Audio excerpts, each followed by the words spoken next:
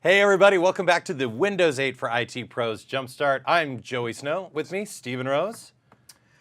One of the questions we got during the last break, so I want to answer that, or for some of the folks who missed, if you're watching this on a recording, if you didn't watch session 1, or if you're watching live and you missed it, was organization of apps in Windows 8. So I thought I'd take a quick minute and just kind of re-review that. So if we can take a look at my screen. If I want to build a new group, let's say, here, let's do this. Let's pull these back. So I'll do that, I'll pull these back. And I want to rebuild that social group. I'm going to grab here until I get that nice gray bar. Oh, the gray bar. The gray bar. I'm going to release, and I'm going to add a few more in there. Okay, there's all my social apps. I'm going to go down to the bottom right-hand corner, and there's a little minus. I'm going to click that. I could also just pinch and zoom.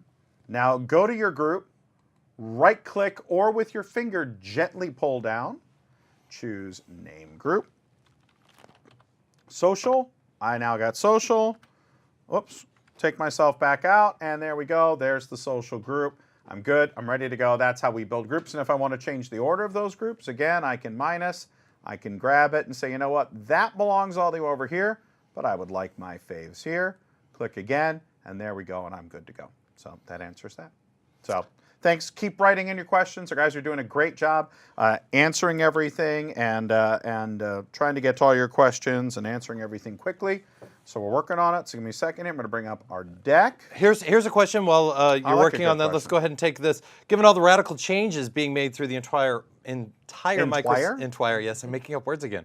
Entire MS Suite. The Entire strikes back. No, Luke, I am your father. Yes? How long will it be before all of the software, i.e. Win 8, Server 2012, Office 2013, and hybrid devices like the Surface will be made available so that they can begin re-architecting their solutions? Well, let's talk about first Server 2012, available now. Yeah, and Windows 8 Enterprise has been available for almost 2 months now.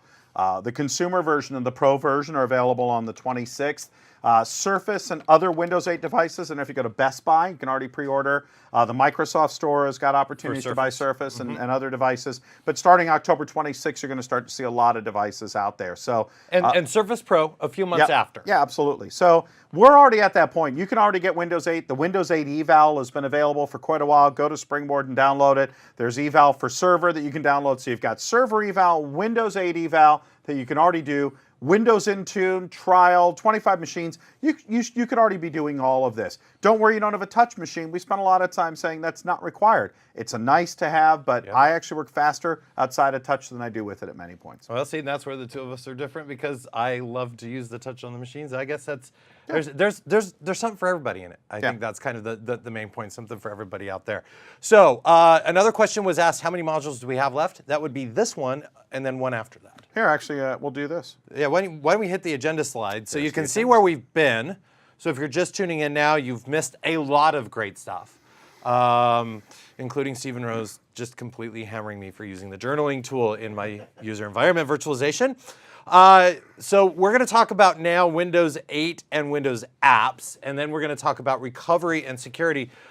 The Dart tool, which we keep referencing, and then recovery images, which I'm a huge fan of the recovery images, being able to send a PC out to the field where a user can actually recover it. But let's go ahead and talk now about applications. Yeah, absolutely. And Windows 8 applications, to be specific. Windows 8 applications, what's great is they're built for this full Chrome, full screen experience. Again, by Chrome, we're not talking about the browser. We're talking that when you launch a Windows 8 app, like weather, it uses the full screen of the whole room. When you're working in the desktop browser, you have that. When you move to the desktop, you still have got your Chrome there, but when you go to the Windows 8 browser, boom, there you go. You're moving within it. And it's not at the expense of a keyboard or mouse. It does not make a difference as we start to do that. And pen too. Yep. So lots of new ways for us to work and interact. We've shown how if you right-click or you pull from the top, you get all these extra great bars. And normally, one of the things that I really like to show is that when you're inside of an app, very often these views can be pinned. So if you go, let's say, to the sports app, and you want to have a separate tile that only focuses in on NHL hockey, please bring it back. I'm getting tired. I love KHL, but it's getting old. but that you could just right click and then says hockey, it says pin, and I can just pin just the hockey portion or the NFL portion or the MLS portion or whatever it is that I want. That we can still snap and we can still use Alt Tab, or we can go out to the left and view all of our open apps. Again, as always with Microsoft products, lots of different ways to do the same thing. It's just whatever works well for you. We've shown how we can share through the different applications, which is great. But what it comes down to is, now that we've seen this and all the great opportunities, how do we develop Windows 8 apps? And what's important to understand is apps can be easy to develop, and we can still leverage same tools and languages that we've been using.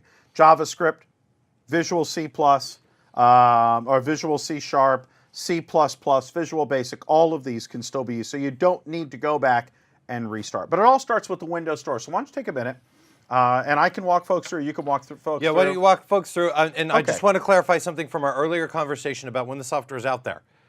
This product is released. Windows 8 is released. Yes. This is not a beta. What you download is the evaluation copy, which Right. gives you a number of days. And it is right? the enterprise. It's 90-day eval. Correct. You can build Windows to go sticks. You can test direct access, branch cache, all the features that we've been talking about. So the people are asking is, when it's finally released, do I need to reinstall it? Well, the reality is yes. your evaluation copy is going to expire. Yes, correct. And there is no way to turn that into a fully functional version, so it should be on a pilot or test machine. Yes. You should be ready, as with any beta. Plus, you would never want to take eval code or beta code and then use that in your production environment. You want that level of security and stability. So plan to uninstall and reinstall, put it on some test or pilot machines. All right. I want a Windows 8 app. Where do I go? All right, let's take a look. Let's go to my screen here. So here's my screen. I'm going to click Store. And there are basically two different types of apps. If I get into our top free or new releases, top free, these are free apps, which means they don't cost you anything. I simply just click. I click Install. Up in the top right-hand corner, we'll see something pop up in a minute. It says Installing. If we click, we can see, hey, great, it's already installed. And then our second type of app that we have can be a paid app. So let's take a look. If we go into games and we go into new releases, if I want Japanese crossword, I can choose to either try it, which I can do for free, or buy. If you do buy, you will need a Windows Live account or a PayPal account attached to this, which will allow you to pay for that. If I do try, then I'm good. That's just fine, and it will allow me to do that. If I want Rocket Riot and I want to buy it, I can click buy. It's going to say, hey, are you sure you want to do this? And we'll go ahead and it will charge you. So you have some different ways to do. Now, some of the things to keep in mind when you're here, and this is nice, is if you right-click, it will tell you your apps. And it will take a minute, it will come up with all of the apps that you've installed. So if you move to a new machine and you go, well, what do I have on my other ones? I can say, you know what? These are all the machines that I currently have on my other machine. Select all, and I can just choose to install. So very quickly, I can take all the apps I have on one and move to another. I can say, you know what? Some of these are ones I played with. I really didn't want World Monger, and I don't want iHeartRadio or Purchase Mania, etc. So I can do that. I can clear that very nicely and very, very easily. I also can at any point in time take myself home as I go through. You've got top free and new releases, exactly as it states. Now, these are great for public applications, but one of the things we've talked about is, that's great, but I want to build an app for my employees, and it's an app that only my employees are going to use. Is this something I can do? And there are really 2 or 3 different ways to do that, and we'll talk about this, but number one is you can do what's called side loading. Side loading, we'll go into a few minutes on the different ways that that can be done, or you can create your own employee store through System Center Configuration Manager or Windows Intune. It takes them to a portal. It says, here are apps for the sales group. They click it and it will install it locally. But there is no way that when you're in the general store to be able to say, just show me the apps for my company. So you'll be building your own portal, or you'll be doing through GPOs, group policies, PowerShell scripts, etc., to be able to do that. So I'm going to bring back up the deck here, and let's talk about exactly how that works. So let's escape. Good. See. Second screen. So the Windows Store, publicly available applications, just to confirm everybody, I see a couple questions popping up here, and then line of business applications, internal line of business applications. Yes. They can be installed and managed via a process called side loading. Yeah, exactly. Well, let's bring up the slide here. It's a pretty critical slide, but apps are distributed through the Windows Store. Many popular apps are familiar names. All apps have to go through the certification test. We talked about it earlier. that we want to control to make sure to get battery life, that it's safe, that it's not saying every 12 minutes where you are, where you live, or any of this sort of stuff. And apps can be controlled through group policies. You can also do it through App Blocker as well to choose what's going to be installed and not installed. There is a great white paper out on the MSDN website that actually talks about all of the different tests that are run against an application as it goes through certification. Right. So I know there's a lot of IT professionals out there that I have heard from, have sent emails or I've seen out in the various forums that are asking, hey, look, can you tell us exactly what the certifications are that these apps go into? Right. We would spend hours. Sure. Because it really is quite a detailed white paper. So if you just go out and check favorite search engine, Windows 8 application certification, MSDN white paper goes through all of the various tests that these white papers and all the apps, go through. And all the apps in the store will work on Windows RT. So it's not like there's an RT store and a non-RT store. When you build a Windows 8 app, public app, that will work inside of that. If you want to be able to do that, yes. We'll talk about that in a few minutes, but that's really kind of critical. So let's take a look at Manage with Familiar Tools.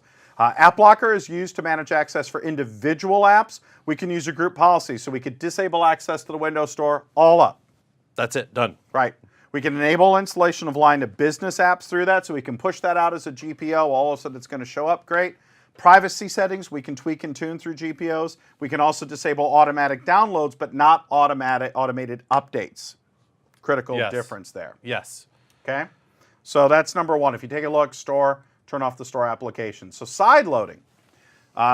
We can side load line of business apps. There is no certification necessary, but let's go into the requirements because this is pretty important here. So yeah, domain joined. Yeah, absolutely. The machines where your applications are going to be sideloaded need to be domain joined, or they need to have a sideloaded product key. Yes. Right, that enables the sideloading of the application.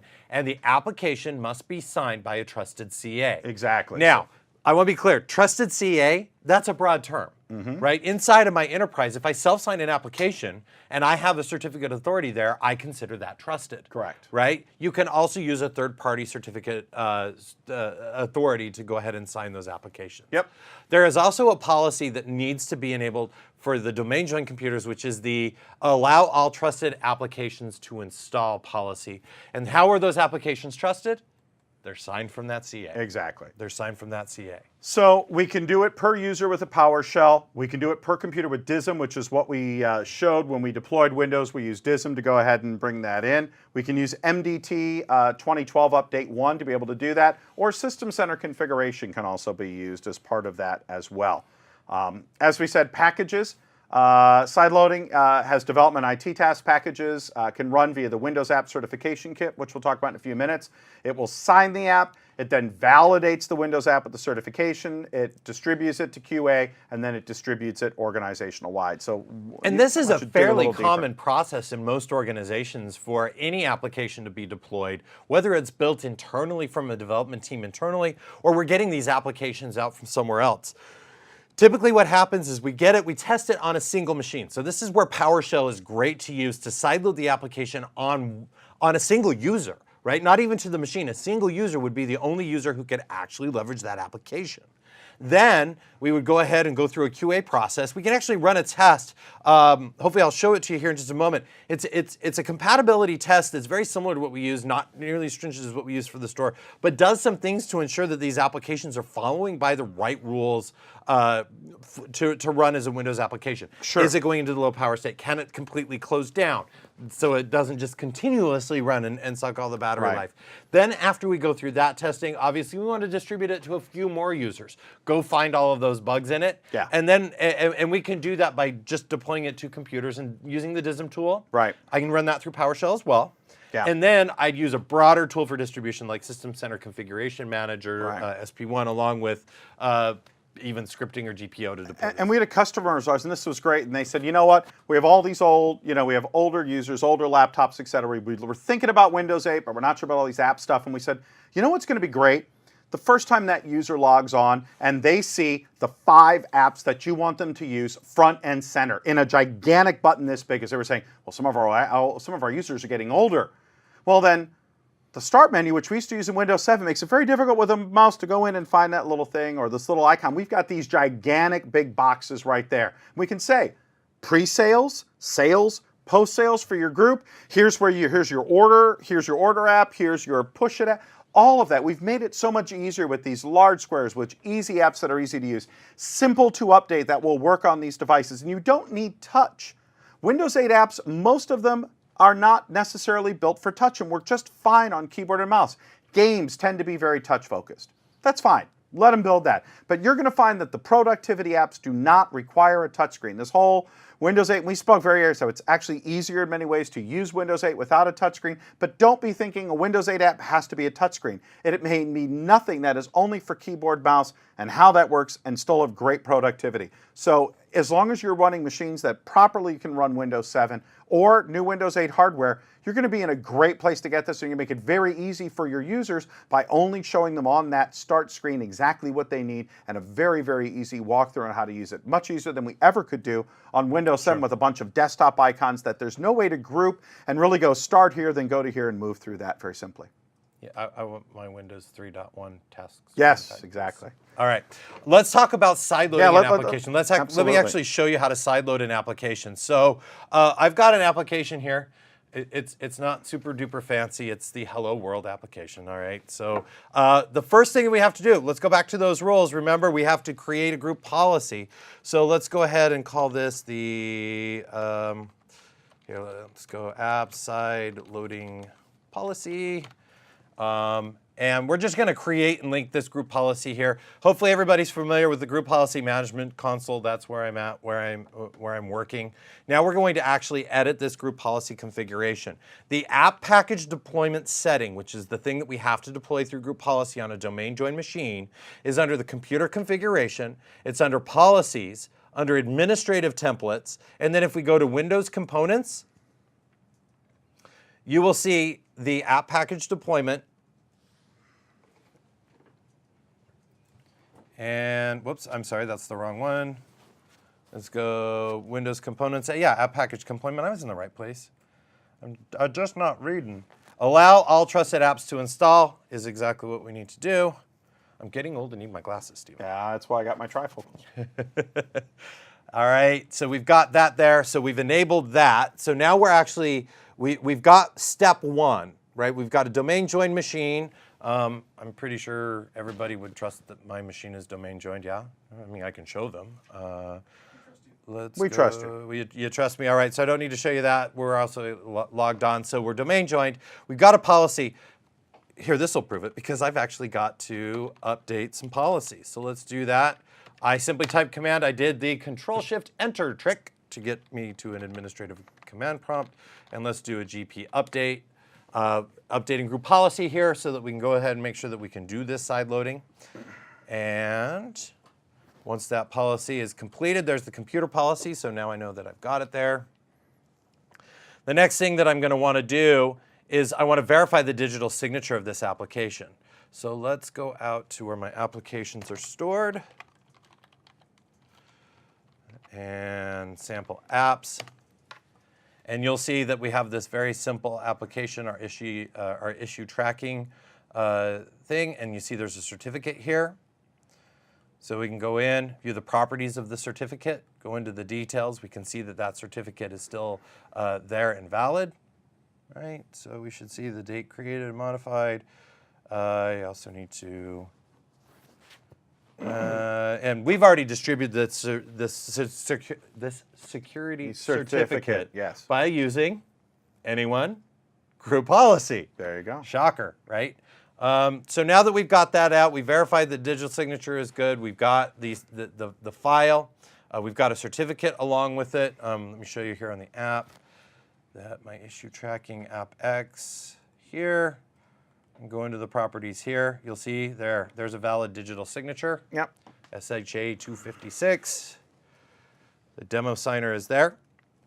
So I mentioned there's a couple of different ways to sideload. We can sideload per user, which we do in test. We can sideload per device. Right. So let me show you. We've got some time here. Let me show you. I'm going to show you how to do probably the first one. Okay. We'll do it on a per user basis and then run some tests and stuff. And I'll walk you through the script on doing the other. Just to show no trickery here, here's Mark. Mark has no sample application installed. Hopefully everybody can see that. Now I'm going to use PowerShell. I'm I'm going to launch that in an administrative mode, and again, Control-Shift-Enter. I have some PowerShell scripts that I've already got here, so let's do this. Go to my PowerShell. So you'll see here, simply importing the module appx. So this is so we can do an import. This is not hard. Nope. One commandlet, add-appx package, and then you follow it with the path. Yep. Right? So I'm going to copy that. Let's jump over back to my Contoso PC. And let's go ahead and paste that command in. Sure you copied it? Yeah, I'm pretty sure I copied it. Whoops, that was not what I wanted to do. Okay, I'm going to cheat because I'm in Hyper-V. Clipboard, type clipboard text, import module appx. Go back to full screen mode so you can see it. And then we're going to deploy my package. And so the deployment progress is started. PowerShell, it's PowerShelling. We'll give it just a moment to process and finish up here and install the app. And so everything, all of our prerequisites are there. We've got the group policy. We've got everything going. Now, are you ready? I am. You ready? I am. I'm going to Deploy go my back package. here. And here's my sample app. Woo! That was not there before. Nope. And we're even going to launch our sample app, and you know what it says? It says, hello, world. There you go. So it's actually working, Yeah. right? And it's a, And this is great because I know I've had people say, hey, we were testing an app. They give it to me on a USB key. I simply just right-click, say launch with PowerShell. I say yes, I hit enter. A few seconds later, there it is on my screen. We did that with a bunch of our internal apps for our giving campaign. You could go out, it would show up, you right-click, launch with PowerShell, hit enter, did it, and it was great. And it would say, hey, your domain joined, you're part of our domain, you're secure. There you go. So that aspect is really critical.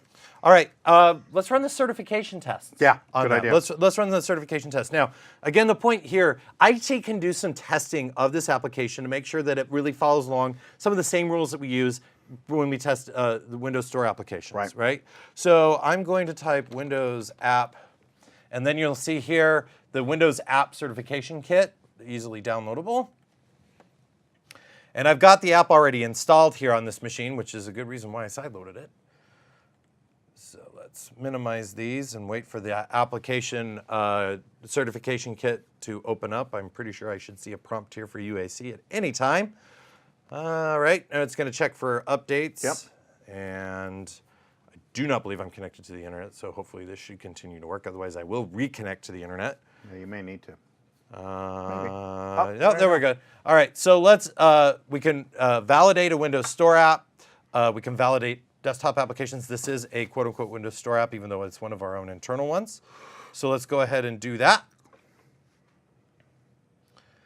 It's gathering all my system information here, and now it's going to ask me the location of the application. So I'll select the application as soon as it goes and gets all the information that it needs. And now what this guy does, it runs a bunch of tests. It's actually kind of cool to sit and watch because the application just starts opening and closing, opening and closing, opening and It's going closing. to make sure that it follows all the commands that it's supposed to meet our level of complexity and to ensure that it's meeting the power aspects. Is it and really security closing down aspects. all the way? Exactly. Is it doing all of these things? Yeah, or is there a piece in the back that's sitting there and tracking your cookies and stuff, which we're not going to allow it to do if it does that. Yep, absolutely, absolutely. It has to meet our secure coding needs and requirements. Yep, and this is a test that you can run as an IT administrator.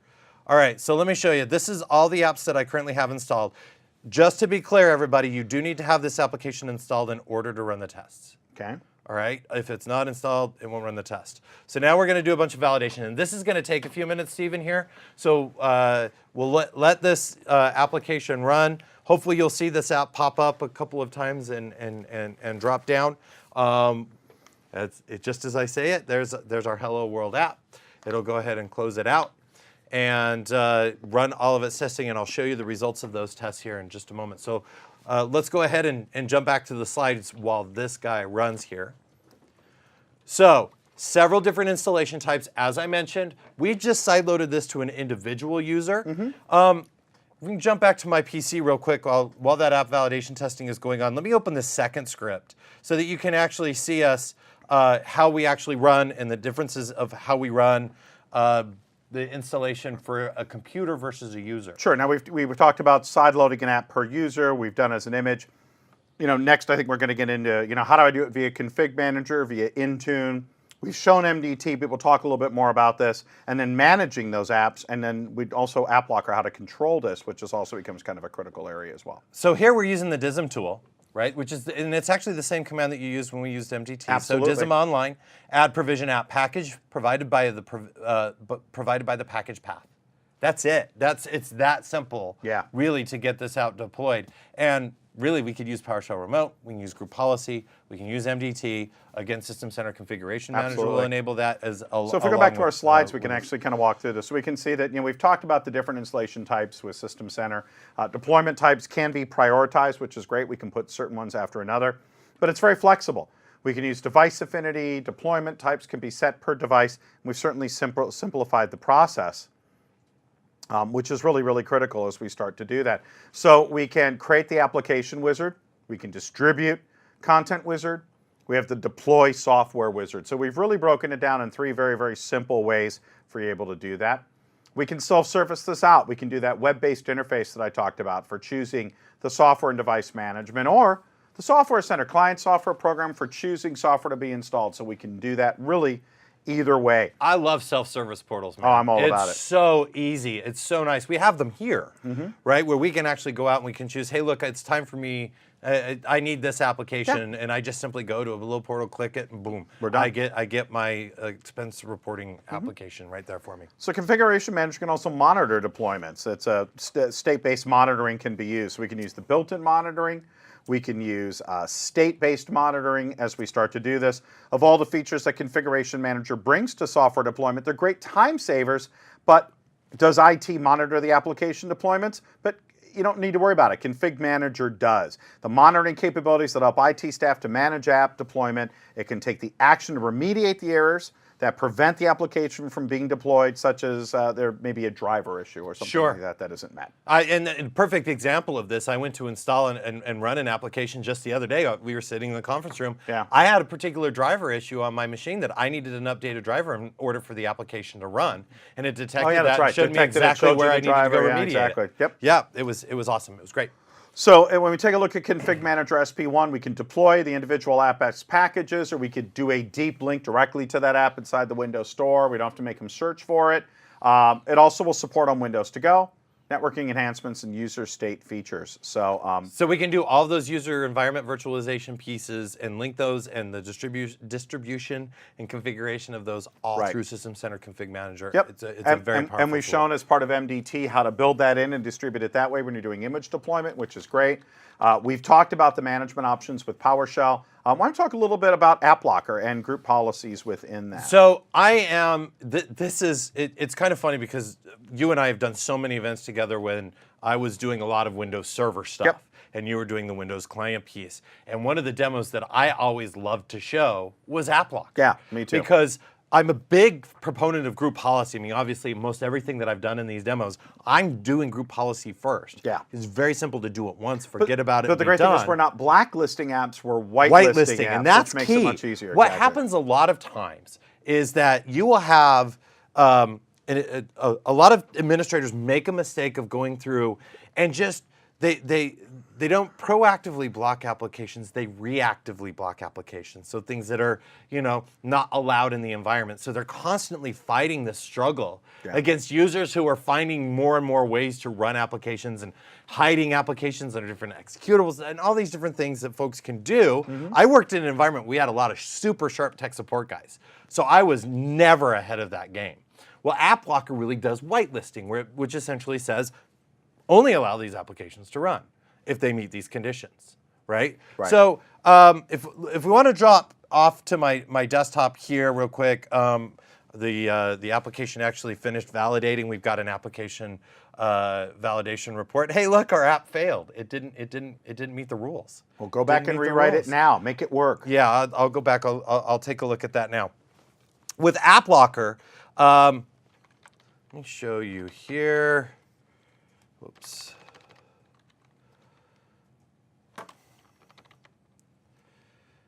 There you go here.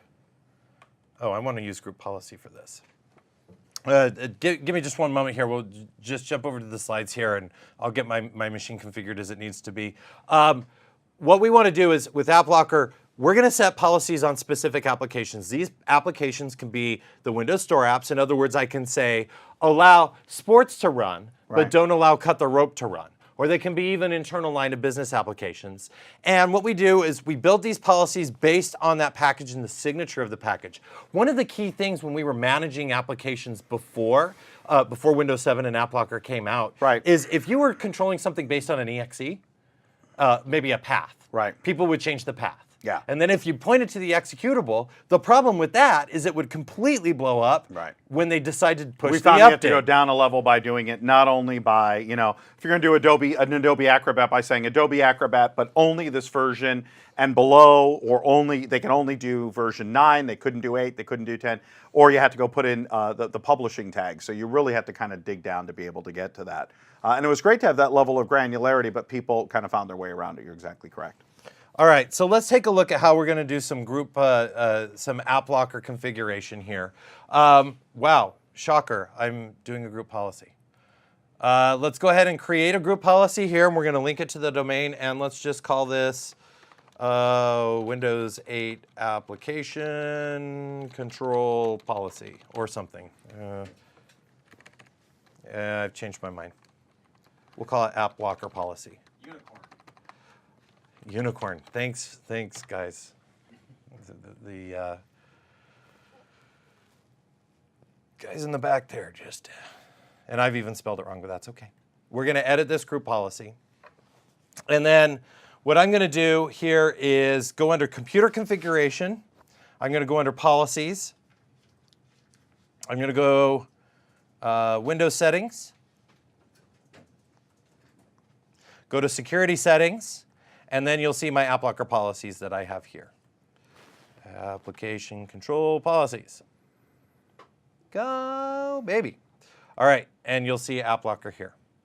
So there's a couple of things that we have to configure. Let me expand this out. So first of all, you have to configure rule enforcement, first and foremost. There's a couple of different ways that we can enforce it. I'm going to configure rule enforcement for packaged app rules, which is different now, right? So we can do it based on the executable, based on the Windows installer, based on a script. Now we've got the package app, so we're going to go ahead and enforce those rules. And then let's go ahead and scroll down here and choose packaged app rules and create a new rule, right? So I am going to now go and create a deny to everyone, right? And I can use an installed package, or I can use a package.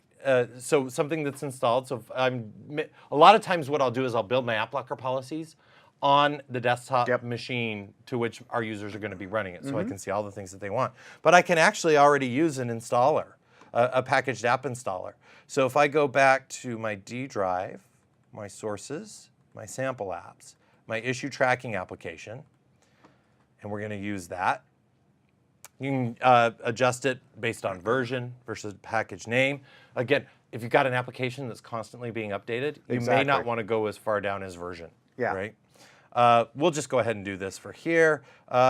Typically, I generally have an exception to anybody who's an administrator, those kinds of things there. But we'll go ahead and create this deny rule for this. And I probably should have named it something a little bit better, but that's okay. That's all right. Jump back over here to my PC, and we need to do a group policy refresh on this guy. So let's do our GP update, and that way he'll get that policy. Let's go ahead and finish that out. Because my app didn't pass. It gave me all the reasons, though. I'll have to go rewrite it. I'll go rewrite it. Right now, if I wanted to run the sample application, you will see there, this app has been blocked by your system administrator. So that's one way of blocking the of applications through AppLocker. Nice. And we can do that with Windows Store applications. Right. So you can, like I said, allow the sports app to run, don't allow cut the rope to run. Right. It's very simple, very easy. Nice. There was a good question that came in. One or two I've been looking at. A lot of them are getting answered great. There was one on the Surface tablets that you order now. Will these be able to be domain joined or reimaged? And it's very important to understand that RT devices, no, they are not domain joinable, and the OS is built in. There is no way to deploy RT devices or Windows RT. It's Windows Pro, it's Windows Enterprise, x86 devices, etc. So that's really critical. And then there is a set of default apps that are always installed when you go ahead and do that. But again, you can package apps as part of your MDT install, as part of a script, whatever you want. There's a lot of different options. And again, we'll point you back towards Springboard on the ways to be able to go through that and be able to see how all of that comes together. So I think we're about ready to wrap up on this one. So let's go back to our PowerPoint if we have that up. Yep. Yeah, I think so. So obviously, group policy control, absolutely key. Absolutely. Absolutely key. Do it once and forget about it. I'm a huge fan of it. That's Exactly. just how. That's Buy how it in the store, or you have the chance to let's go through. You can, if you build your own app. Yes. You can put it domain joined. If they're domain joined, we can push out via GPO. We could build a self-service portal, which we could do through Intune, or we could do through SCCM. If they're not domain joined, then we could, of course, do it on a USB key or send them to a self-service portal that is hosted on the web to be able to do that as long as the machine meets compliance. If you build an app for RT, it works on regular Windows 8. Windows 8 apps work on RT. It is one style all the way across, but we do need to go through some steps to make sure that that'll work. Absolutely, and when you sideload an application, let's remember, if it's not domain joined, you need to have that product key to sideload. Correct. You also, the application must be signed. Yes. And you must have that valid certification and signature, digital signature, in order for it to be sideloaded. And then once that application is signed and it's actually running, a couple ways: PowerShell for an individual user, DISM to an individual machine. Right. Bundle it in with MDT, System Center, Intune. That's how we deploy it. And you're good to go. Absolutely. So that covers apps and app management. We have one more module left to go. We're going to take a short break, and then we'll come back, and then we're going to finish up strong. Finish up strong. We're going to push through. We're going to punch this thing in the face. This is the Windows 8 jumpstart for IT professionals. We'll see you in 10.